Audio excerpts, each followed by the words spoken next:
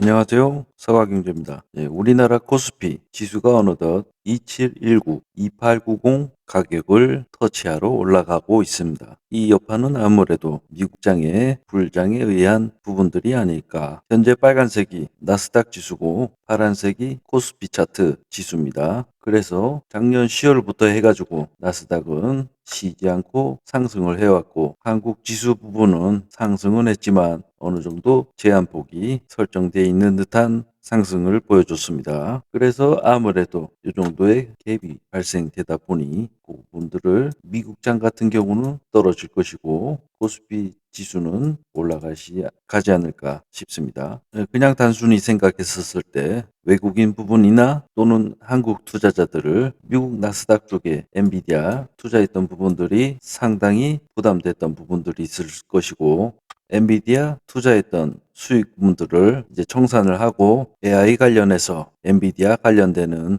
종목군에 있어서 재투자가 실행되지 않겠습니까? 그런 부분들이 현재 지수에 녹여져 있는 것입니다. 그렇다고 해서 한국 시장 지수가 3,300대 역병사태 이후로 돈이 무궁하게 풀려났던 부분들을 버프를 받아다가 3,300을 찍었던 코스피. 그러나 현재 상황에서 또 다른 버프를 받지 않는 이상 3,300은 구매 가격입니다. 단순하게 무역 수지 부분들만 확인을 해도 우리가 현재 3,000을 넘는다는 것은 상당히 힘든 부분이 있다는 것을 확인할 수 있으실 겁니다. 과거 2008년부터 해가지고 2021년까지 평균 상승 무역 수지 부분이 8에서 9가 정도 형성이 돼 있다 그러면 현재 상승 부분들은 2022년 부분 하락 부분까지 포함을 해가지고 평균 2에서 3 정도 되지 않겠습니까? 그리고 또 상승세를 부추겼던 부분들이 공매도가 내년 3월 30일까지 전면 금지가 연장이 됐습니다.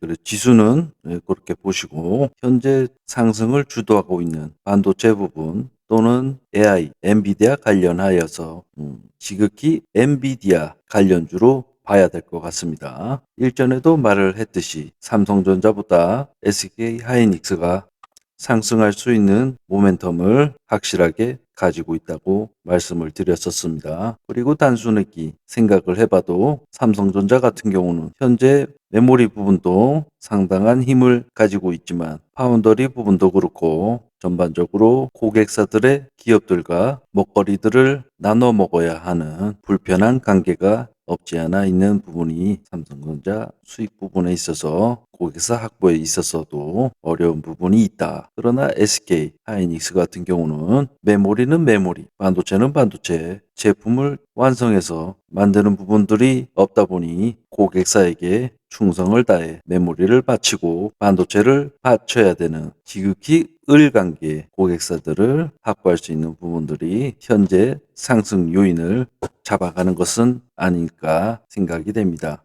네, 그래서 SK 하이닉스 단순하게 세부적으로 체크를 해야겠지만 최근 고점 구간과 최근의 저점 구간 나눠 봤었을 때 약 7만 7천 원, 7만 7천 원 정도가 형성이 되었었습니다. 그래서 그 고점을 뚫어냈고 대략적으로 15만 원대 7만 7천을 더하게 되면은 두 번째 상승 가격은 22만 7천 원대 정도가 되겠습니다. 그래서 그 부분들에 잘 반영을 하듯 기간의 출혈 매물들이 상당하게 나오게 되면서 그 부분을 외인이 받아 먹었습니다.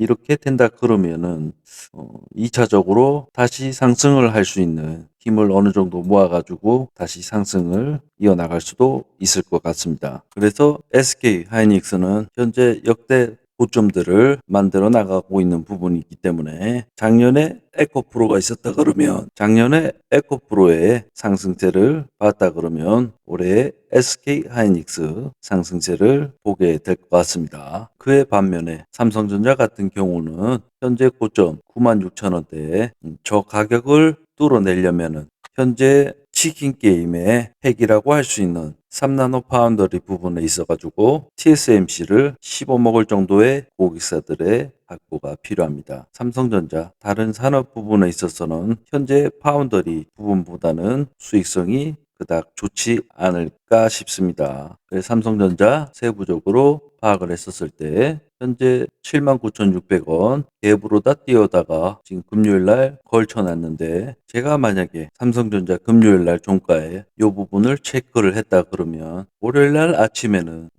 못 뜨더라도 1, 2%는 기본을 뜨기 때문에 매집을 들어갈 것입니다. 그러나 제가 지금 회사 일도 바쁜 부분도 있고 번아웃 증후군이라고 해가지고 만사가 지금 다 귀찮고 아무것도 하기 싫어증이 지금 너무 심하게 오다 보니 취미생활만 여러 개를 만들어 현재 좀 회복을 하려고 노력 중에 있습니다. 현재 미국 지수들이 고공행진을 하고 있는 상태고, 역병사태 이후로 물가가 제법 상승했지만은 마스크를 집어 던지고 일상생활을 즐기는 것에 너무 역병사태에 풀렸던 돈들에 의해서 형성되었던 못된 습관들이 아직 남아있는 국민들과 기업들이 상당합니다. 마치 독이 내 온몸에 퍼지듯이 그 몹쓸 습관들이 나의 살을 야금야금 파먹어 들어갈 것입니다. 현재에도 주변에 자영업자 또는 중소기업들을 소리소문 없이 무너져 나가고 있는 것을 느끼고 있는 분들도 상당할 것이라고 보여집니다. 현재 이 그래프는 미국의 실업률입니다. 실업률이 고점을 찍었다가 내릴 때는 경기 상황이 상당히 좋습니다. 그러나 실업률이 올라갈 때 초입 부분에 있어가지고 경기 침체들이 발생이 되고, 올라가면서 제대로 잡지 못하면은 두드려 팰 때까지 경기 침체가 상당하게 발생되는 것을 볼 수가 있습니다. 그래서 지금 현재 상승세를 이어나가고 있는 때 이 부분에 있어서 곧 경기 침체가 발생이 될 것입니다. 경기 침체.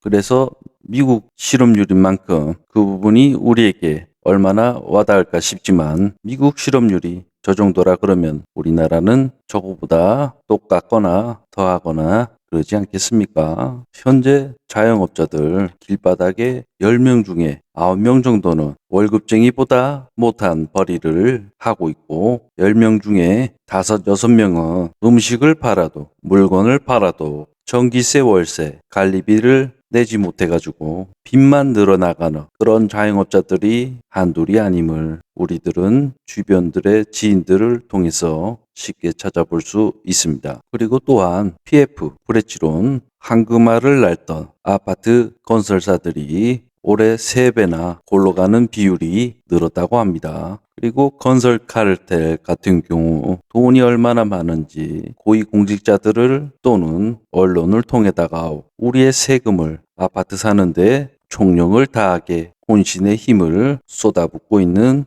정부들과 건설사들과 언론 카르텔 부분들이 상당히 보여집니다.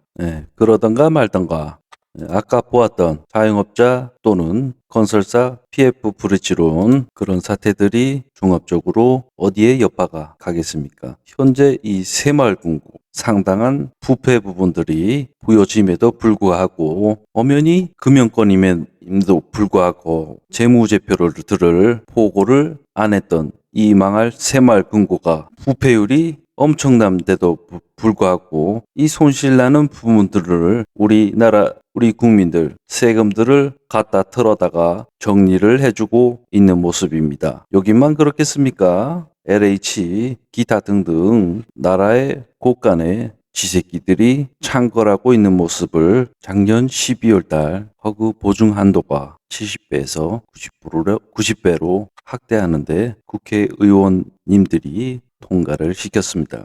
그래서 허그에 대해서 할 얘기가 상당히 많은데 다른 부분도 있으니까 일단 그 부분은 패스를 하고, 그래서 결과적으로 자영업자, 건설업자, 중소기업들 자빠지게 되면 저축은행들이 자빠질 것입니다. 그럼 얘네들이 자빠지면 메이저 은행권들과 보험사, 증권사, 다 같이 함께 엮여가지고 마탱이가 가게 되는 것입니다. 그래서 현재 미국 차트만큼은 거품이 상당한 것이고, 우리나라에 있어서도 현재 코스피 같은 경우 고점에 지수가 형성되어 있는 만큼 대비는 하셔야 된다고 말씀드립니다. 작년에 추천을 드리려고 했던 오뚜기도 현재 제가 진입했던 시점을 제가 들어갔다 그러면은 나눠서 들어갔을 건데, 평균 단가가 이 정도 형성되지 않겠습니까? 그래서 고점으로 대비해 가지고 퍼센테이지를 따진다면 20%를 먹겠습니다. 삼성전자도 오뚜기랑 마찬가지로 제가 만약에 삼성전자를 핸들링 했다 그러면은 대략적으로 31%는 불과하고, 평균 가격을 쳤었을 때 이것도 한 17%, 작년 4월 달부터 들어가서 먹었다 그러면 약 17% 정도는 먹었을 것 같습니다. 그리고 올해 4월 달부터 제가 두산 에너빌리티 18,500원 밑에는 그냥 막 줘 담으라고 말씀을 드렸고, 제가 진입을 했던 가격대가 여기 요 정도 될 것입니다. 그래서 요 밑에 닿으면 다 그냥 주워 담으라고 그어놨던 부분인 것이고, 그래서 두산 에너빌리티도 제대로 핸들링 했다 그러면 35% 찍히는데 중간에 팔았기 때문에 대략적으로 한 21% 먹지 않았겠나 싶습니다. 그리고 또다시 두산 에너빌리티 일봉 단위로 매집할 수 있는 기회가 또다시 찾아오고 있습니다. 18,500원대에 지지를 하면 매집을 했다가 요따가 갖다 팔아도 되고, 최고점 14만 6천 원입니다. 14만 6천 원을 보고서 힘차게 들고 달려나가도 되는 저점 구간인 것입니다. 부담이 안 되는 수준으로 매집을 해서 들고 있다가 한 10배 튀겨 먹으면 아주 행복한 포인트가 되는 것 아니겠습니까? 그래서 두산 에너빌리티 제가 파라다이스랑 똑같이 장기적으로 추천을 드리고, 일봉에서만큼에도 현재 18,500원 아주 좋은 자리라고 판단이 됩니다. 그리고 마지막으로 저희 애정 또는 장기 종목인 파라다이스입니다. 파라다이스는 제가 몇 퍼센트나 먹었을 것 같습니까? 주식 투자에 있어서 전체적인 시황, 그리고 기업에 있어서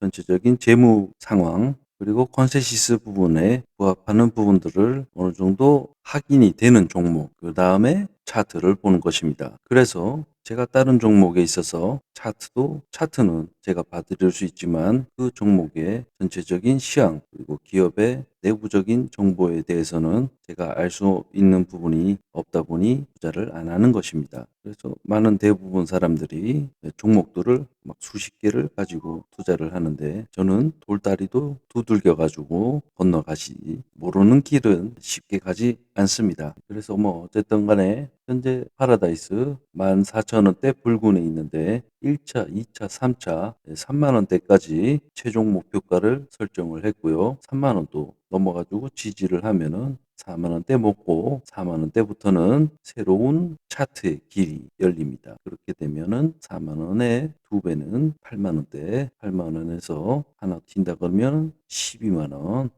그 가격은 뭐 꿈의 가격이긴 하지만 어쨌거나 파라다이스 역병 사태 때 아주 힘들었던 기업입니다. 그 기업이 이제 부활을 해서 우리나라의 엄연한 5대 산업 관광업의 대장이 될 주력 종목입니다. 그리고 우리나라 현재 바젤3 DSR 스트레스 적용을 2월 달에 25%를 적용했고 7월 달부터는 50%를 적용을 합니다. 이 부분이 아무것도 아닌 것처럼 보여지시지만 이게 그 러닝머신에서 속도를 내가 평균적으로 7로 놔두고 달려나가는데 4를 더 빼야 된다고 속력을 2를 2월 달에 줬고 7월 달에 2를 또 주게 되는 겁니다. 그러면 내가 평균 7을 달리던 놈이 11로 속도를 달려나가야 되는 겁니다. 기업들이나 가게들이나 상당하게 힘들 것이라고 판단이 되지 않습니까? 이 부분이 12월 달까지 100% 적용이 되고, 내년 1월부터는 이제 모래주머니까지 차게 되는 부분들을